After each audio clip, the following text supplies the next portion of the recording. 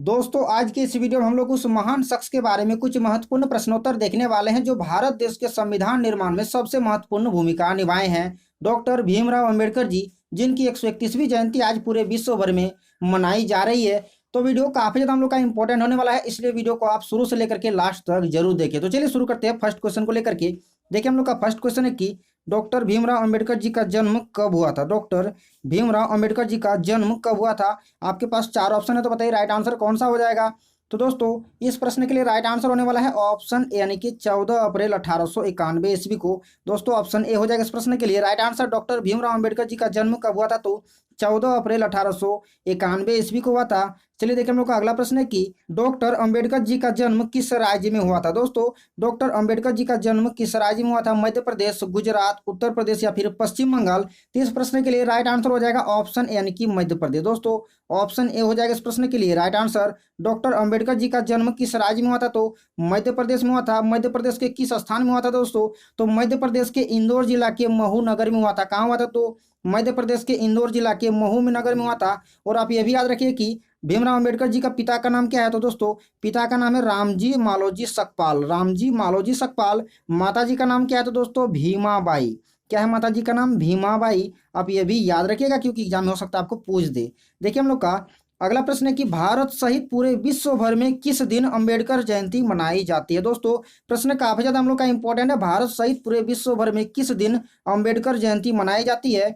14 अप्रैल, 29 अप्रैल, 26 अप्रैल या फिर 16 अप्रैल। तो दोस्तों इस प्रश्न के लिए राइट आंसर कौन सा हो जाएगा, तो इस प्रश्न के लिए राइट आंसर होने वाला है ऑप्शन ए, यानी कि 14 अप्रैल। ऑप्शन ए हो जाएगा इस प्रश्न के लिए राइट आंसर। भारत सहित पूरे विश्व भर में किस दिन अंबेडकर जयंती मनाई जाती है, तो 14 अप्रैल को अंबेडकर जयंती मनाई जाती है। और देखिए कि 14 अप्रैल को अंबेडकर जयंती, समानता दिवस और ज्ञान दिवस डॉक्टर भीमराव अंबेडकर जी के याद में मनाया जाता है। दोस्तों 14 अप्रैल को ही डॉक्टर अंबेडकर जयंती, समानता दिवस और ज्ञान दिवस डॉक्टर भीमराव अंबेडकर जी के याद में मनाया जाता है।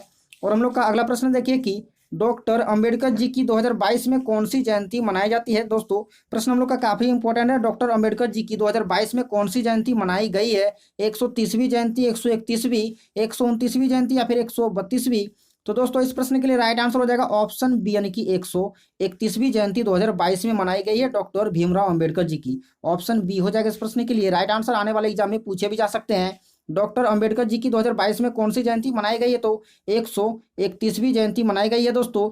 और आप ये भी याद रखिए कि अंबेडकर जी की पहली जयंती कब मनाई गई, तो 14 अप्रैल 1928 को। 14 अप्रैल 1928 को पहली जयंती मनाई गई थी।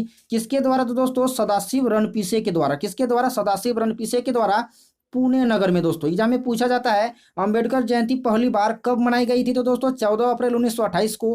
किसके द्वारा, तो दोस्तों सदाशिव रणपीसे के द्वारा। कहाँ, तो पुणे नगर में। दोस्तों आप याद रखिएगा, काफी ज्यादा हम लोग का इंपॉर्टेंट है। अगला हम लोग का प्रश्न है कि डॉक्टर अंबेडकर जी को अन्य किस नाम से जाना जाता है। दोस्तों डॉक्टर अंबेडकर जी को अन्य किस नाम से जाना जाता है। बाबा साहेब, संविधान के शिल्पकार, आधुनिक भारत के मनु या फिर उपयुक्त सभी। तो इस प्रश्न के लिए राइट आंसर कौन सा हो जाएगा, तो ऑप्शन डी, यानी कि उपयुक्त सभी। यानी कि डॉक्टर अंबेडकर जी का अन्य क्या क्या नाम है, तो दोस्तों बाबा साहेब, संविधान के शिल्पकार, आधुनिक भारत के मनु, यानी कि ऑप्शन डी हो जाएगा इस प्रश्न के लिए राइट आंसर। इंपॉर्टेंट याद रखिएगा दोस्तों। अगला हम लोग का प्रश्न है कि भारतीय संविधान का निर्माता किसे कहा जाता है। दोस्तों भारतीय संविधान का निर्माता किसे कहा जाता है। डॉक्टर भीमराव अंबेडकर जी को, BN राव, सच्चिदानंद सिन्हा, डॉक्टर राजेंद्र प्रसाद। तो इस प्रश्न के लिए राइट आंसर कौन सा हो जाएगा, तो ऑप्शन ए, यानी कि doctor Bhimrao Ambedkar. Option A हो जाएगा इस प्रश्न के लिए राइट आंसर। भारतीय संविधान का निर्माता किसे कहा जाता है, तो दोस्तों डॉक्टर भीमराव अंबेडकर जी को भारतीय संविधान का निर्माता कहा जाता है। अगला हम लोग का प्रश्न है कि संविधान निर्माण हेतु प्रारूप समिति के अध्यक्ष कौन थे। दोस्तों प्रश्न काफी ज्यादा इंपॉर्टेंट है, एग्जाम में पूछे भी गए हैं। संविधान निर्माण हेतु प्रारूप समिति के अध्यक्ष कौन थे, तो दोस्तों डॉक्टर भीमराव अंबेडकर जी थे, यानी कि ऑप्शन बी हो जाएगा इस प्रश्न के लिए राइट आंसर। संविधान निर्माण हेतु प्रारूप समिति के अध्यक्ष कौन थे, तो डॉक्टर भीमराव अंबेडकर जी थे। और प्रारूप समिति का गठन कब हुआ था, तो 29 अगस्त 1947 ईस्वी को। 29 अगस्त 1947 ईस्वी को प्रारूप समिति का गठन हुआ था। कितने सदस्य को लेकर के गठन किया गया था, दोस्तों 7 सदस्य थे। कितने सदस्य थे, 7 सदस्य। एग्जाम में पूछे जाते हैं कि प्रारूप समिति में कितने सदस्य थे, तो दोस्तों 7 सदस्य थे। आप ये भी याद रखिएगा।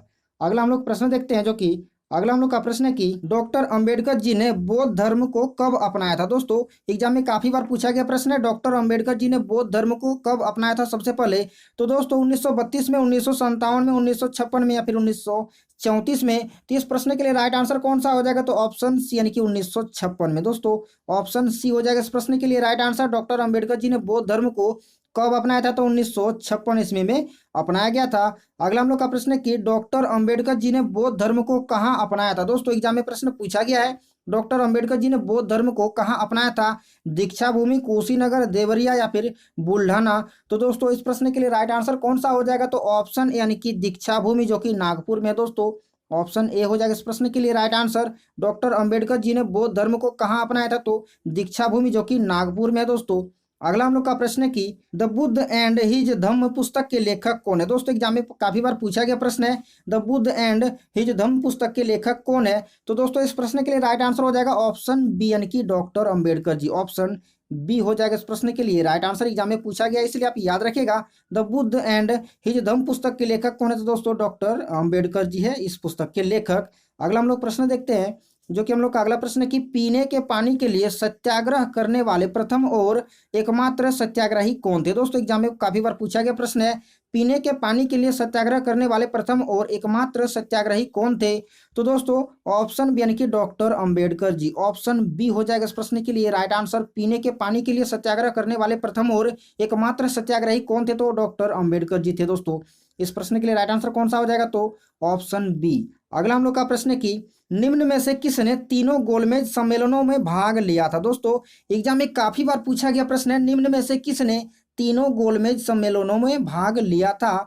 महात्मा गांधी, मदन मोहन मालवीय, जवाहरलाल नेहरू या फिर डॉक्टर भीमराव अंबेडकर। तो दोस्तों राइट आंसर हो जाएगा ऑप्शन डी यानी कि doctor Bhimrao Ambedkar. Option D हो जाएगा इस प्रश्न के लिए राइट आंसर। निम्न में से किसने तीनों गोलमेज सम्मेलनों में भाग लिया था। तो दोस्तों डॉक्टर भीमराव अंबेडकर जी ने तीनों गोलमेज सम्मेलनों में भाग लिया था। अगला हम लोग का प्रश्न है कि स्वतंत्र भारत के प्रथम कानून और न्याय मंत्री कौन थे। दोस्तों स्वतंत्र भारत के प्रथम कानून और न्याय मंत्री कौन थे। राजेंद्र प्रसाद, भीमराव अंबेडकर जी, महात्मा गांधी या फिर BN राव। तो इस प्रश्न के लिए राइट आंसर हो जाएगा ऑप्शन बी यानी कि भीमराव अंबेडकर जी। ऑप्शन बी हो जाएगा इस प्रश्न के लिए राइट आंसर। स्वतंत्र भारत के प्रथम कानून और न्याय मंत्री कौन थे, तो दोस्तों भीमराव अंबेडकर जी थे प्रथम कानून और न्याय मंत्री। अगला हम लोग का प्रश्न है कि पूना समझौता किसके किसके बीच हुआ था। दोस्तों काफी ज्यादा हम लोग का इंपॉर्टेंट है प्रश्न, पूना समझौता किसके किसके बीच हुआ था। तो राइट आंसर कौन सा हो जाएगा, तो राइट आंसर हो जाएगा ऑप्शन सी यानी कि महात्मा गांधी और doctor Ambedkar ji. Option C हो जाएगा इस प्रश्न के लिए राइट आंसर। पूना समझौता किसके किसके बीच हुआ था, तो महात्मा गांधी और डॉक्टर अंबेडकर जी के बीच हुआ था पूना समझौता। अगला हम लोग का प्रश्न है कि 1936 में स्वतंत्र लेबर पार्टी की स्थापना किसने की थी। प्रश्न काफी इंपॉर्टेंट है, 1936 में स्वतंत्र लेबर पार्टी की स्थापना किसने की थी। महात्मा गांधी ने, भीमराव अंबेडकर ने, BN राव ने या फिर भगत सिंह ने। तो इस प्रश्न के लिए राइट आंसर हो जाएगा ऑप्शन बी यानी कि भीमराव अंबेडकर जी ने। ऑप्शन बी हो जाएगा इस प्रश्न के लिए राइट आंसर। 1936 में स्वतंत्र लेबर पार्टी की स्थापना किसने की, तो भीमराव अंबेडकर जी ने की थी। दोस्तों अगला हम लोग का प्रश्न है कि भीमराव अंबेडकर जी ने किस बैंक के निर्माण में अहम भूमिका निभाई थी। भीमराव अंबेडकर जी ने किस बैंक के निर्माण में अहम भूमिका निभाई थी। बैंक ऑफ बड़ौदा, भारतीय रिजर्व बैंक, भारतीय स्टेट बैंक या फिर हिंदुस्तान बैंक। तो दोस्तों इस प्रश्न के लिए राइट आंसर हो जाएगा ऑप्शन बी यानी कि भारतीय रिजर्व बैंक यानी कि RBI। क्या हो जाएगा, RBI। भीमराव अंबेडकर जी ने किस बैंक के निर्माण में अहम भूमिका निभाई थी, तो दोस्तों भारतीय रिजर्व बैंक के निर्माण में अहम भूमिका निभाई थी। अगला हम लोग का प्रश्न है कि एकमात्र भारतीय जिनकी प्रतिमा लंदन संग्रहालय में कार्ल मार्क्स के साथ लगाई गई है, निम्न में से कौन है। एग्जाम में काफी बार पूछा गया प्रश्न है, एकमात्र भारतीय जिनकी प्रतिमा लंदन संग्रहालय में कार्ल मार्क्स के साथ लगाई है वो निम्न में से कौन है। तो दोस्तों राइट आंसर हो जाएगा ऑप्शन बी यानी कि डॉक्टर भीमराव अंबेडकर जी। ऑप्शन बी हो जाएगा इस प्रश्न के लिए राइट आंसर। एकमात्र भारतीय जिनकी प्रतिमा लंदन संग्रहालय में कार्ल मार्क्स के साथ लगाई गई है वो कौन है, तो दोस्तों डॉक्टर भीमराव अंबेडकर जी है। चलिए देखते हैं अगला प्रश्न, जो कि हम लोग का अगला हम लोग का प्रश्न है कि डॉक्टर भीमराव अंबेडकर अंतर्राष्ट्रीय हवाई अड्डा कहाँ है। दोस्तों एग्जाम में काफी बार पूछा गया प्रश्न है, डॉक्टर भीमराव अंबेडकर अंतर्राष्ट्रीय हवाई अड्डा कहाँ है, तो अहमदाबाद, नागपुर, मुंबई या फिर नई दिल्ली। तो इस प्रश्न के लिए राइट आंसर हो जाएगा ऑप्शन बी यानी कि नागपुर। क्या हो जाएगा, नागपुर, जो कि महाराष्ट्र में है। तो ऑप्शन बी हो जाएगा इस प्रश्न के लिए right answer. Doctor Bhimrao Ambedkar अंतर्राष्ट्रीय हवाई अड्डा कहाँ है, तो नागपुर में। दोस्तों एग्जाम में पूछा गया प्रश्न है। अगला हम लोग का प्रश्न है कि the problem of the rupee its origin and it's solution नामक पुस्तक के लेखक कौन है? दोस्तों, the problem of the rupee its origin and it's solution नामक पुस्तक के लेखक कौन है? तो राइट आंसर हो जाएगा ऑप्शन डी यानी कि doctor Ambedkar ji. Option D हो जाएगा इस प्रश्न के लिए राइट आंसर। इस प्रश्न के लिए राइट आंसर कौन सा हो जाएगा? तो ऑप्शन डी यानी कि डॉक्टर अंबेडकर जी। चलिए देखते हैं अगला प्रश्न जो कि हम लोग का प्रश्न है कि डॉक्टर भीमराव अंबेडकर जी का निधन कब हुआ था? दोस्तों, डॉक्टर भीमराव अंबेडकर जी का निधन कब हुआ था? तो राइट आंसर कौन सा हो जाएगा? तो इस प्रश्न के लिए राइट आंसर हो जाएगा ऑप्शन ए यानी कि 6 दिसंबर 1956 ईस्वी को। ऑप्शन ए हो जाएगा इस प्रश्न के लिए right answer. Doctor Bhimrao Ambedkar ji का निधन कब हुआ था? तो 6 दिसंबर 1956 ईस्वी को निधन हुआ था। याद रखिएगा, इंपॉर्टेंट डेट है। अगला हम लोग का प्रश्न है कि डॉक्टर भीमराव अंबेडकर जी के समाधि स्थल का नाम क्या है? आपको समाधि स्थल का नाम भी याद रखना है। कर्मभूमि, शक्ति स्थल, वीर भूमि या फिर चेत्रा भूमि। तो दोस्तों राइट आंसर हो जाएगा ऑप्शन डी यानी कि चेत्रा भूमि। ऑप्शन डी हो जाएगा इस प्रश्न के लिए right answer. Doctor Bhimrao Ambedkar ji के समाधि स्थल का क्या नाम है? तो चेत्रा भूमि है दोस्तों। और ऑप्शन में जो दिया गया है उसे भी आप यही देख लीजिएगा। समाधि स्थल जो हम लोग का है कर्मभूमि किसका है? तो शंकर दयाल शर्मा का है। शक्ति स्थल किसका है? तो इंदिरा गांधी जी का है। वीर भूमि किसका है? तो राजीव गांधी जी का है दोस्तों। इसे भी आप याद रखिएगा। कर्म भूमि किसका है? तो शंकर दयाल शर्मा। शक्ति स्थल इंदिरा गांधी। वीर भूमि राजीव गांधी जी। और जो हम लोग का चेत्रा भूमि है वो किसका है? तो दोस्तों डॉक्टर भीमराव अंबेडकर जी का है। चलिए देखते हैं अगला प्रश्न जो कि हम लोग का अगला प्रश्न है कि डॉक्टर अंबेडकर जी को मरणोपरांत भारत रत्न कब दिया गया था? दोस्तों एग्जाम में काफी बार पूछा गया प्रश्न है। डॉक्टर अंबेडकर जी को मरणोपरांत भारत रत्न कब दिया गया था? तो राइट आंसर कौन सा हो जाएगा? तो इस प्रश्न के लिए राइट आंसर हो जाएगा ऑप्शन बी यानी कि 1990 ईस्वी को। कब दिया गया था? तो 1990 ईस्वी को दिया गया था। याद रखिएगा, एग्जाम में पूछे जाते हैं डॉक्टर अंबेडकर जी को मरणोपरांत भारत रत्न कब दिया गया था? तो 1990 ईस्वी को दिया गया था। देखिए हम लोग का अगला प्रश्न है कि बहिष्कृत हितकारिणी सभा की स्थापना किसने की थी? दोस्तों बहिष्कृत हितकारिणी सभा की स्थापना किसने की थी? तो राइट आंसर कौन सा हो जाएगा? तो इस प्रश्न के लिए राइट आंसर हो जाएगा ऑप्शन सी यानी कि भीमराव अंबेडकर जी। ऑप्शन सी हो जाएगा इस प्रश्न के लिए राइट आंसर। बहिष्कृत हितकारिणी सभा की स्थापना किसने की थी? तो भीमराव अंबेडकर जी ने की थी बहिष्कृत हितकारिणी सभा की स्थापना। अगला हम लोग का प्रश्न है कि डॉक्टर अंबेडकर जी ने निम्न में से कौन सी पत्रिका शुरू की थी? दोस्तों एग्जाम में प्रश्न पूछा गया है डॉक्टर अंबेडकर जी ने निम्न में से कौन सी पत्रिका शुरू की है? तो मूक नायक, बहिष्कृत, भारत जनता या फिर उपयुक्त सभी। तो राइट आंसर हो जाएगा ऑप्शन डी यानी कि उपयुक्त सभी। ऑप्शन डी हो जाएगा इस प्रश्न के लिए right answer. Doctor Ambedkar ji ने निम्न में से कौन सी पत्रिका शुरू की थी? तो मूक नायक, बहिष्कृत, भारत और जनता, ये तीनों पत्रिकाएं किसने जारी की थी? दोस्तों डॉक्टर अंबेडकर जी ने जारी की थी। चलिए देखते हैं लास्ट का एक प्रश्न जो कि हम लोग का प्रश्न है कि पाकिस्तान पर विचार नामक किताब किसने लिखा है? दोस्तों पाकिस्तान पर विचार नामक किताब किसने लिखा है? मोहम्मद अली जिन्ना ने, डॉक्टर भीमराव अंबेडकर जी ने, सरदार वल्लभ भाई या फिर महात्मा गांधी जी ने? तो दोस्तों इस प्रश्न के लिए राइट आंसर हो जाएगा ऑप्शन बी यानी कि डॉक्टर भीमराव अंबेडकर जी ने। ऑप्शन बी हो जाएगा इस प्रश्न के लिए राइट आंसर। पाकिस्तान पर विचार नामक किताब किसने लिखा है? तो डॉक्टर भीमराव अंबेडकर जी ने लिखा है पाकिस्तान पर विचार नामक किताब। दोस्तों इस टॉपिक से जितना भी इंपॉर्टेंट प्रश्न बन सकता है वो मैंने आपको सारे इस वीडियो में करा दिया है। तो यदि आपको वीडियो यदि आपको पसंद आए तो क्या कीजिएगा, वीडियो को लाइक कर दीजिएगा, चैनल को सब्सक्राइब करके नोटिफिकेशन बेल को ऑल पर प्रेस कर लीजिएगा। तो चलिए मिलते हैं हम लोग किसी और वीडियो पर, तब तक के लिए आप सभी का धन्यवाद।